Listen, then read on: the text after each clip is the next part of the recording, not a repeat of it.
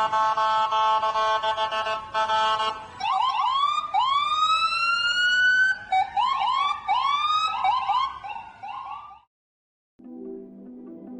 then I saw my knee turn backwards and I thought, oh, that doesn't look good.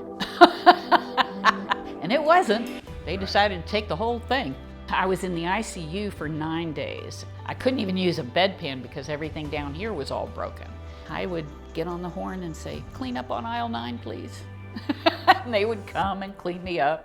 The nurses in there were just phenomenal. They took care of my pain, they took care of me.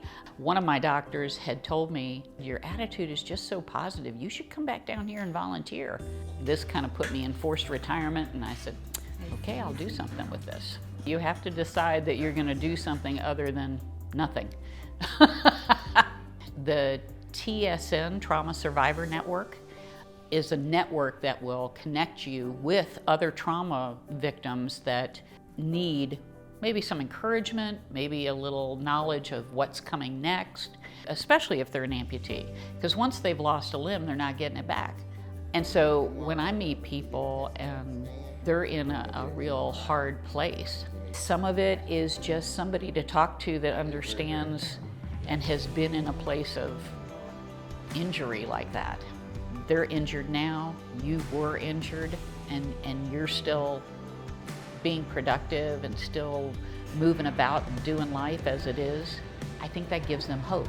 I can tell them, I know that having a good attitude and being positive about things helps your physical recovery as well. And not to just relegate themselves to a sedentary life just because they don't have a limb.